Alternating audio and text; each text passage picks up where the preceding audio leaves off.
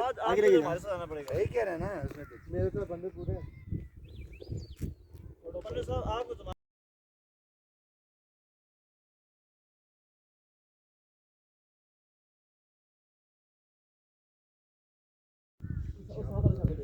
लाल बीच में लुच दाना अंदर से ऐसे करके रखा। इस वक्त हम पीरचनासी के मकाम पे हमारी चिकन अंचारी कढ़ाई और ये उसके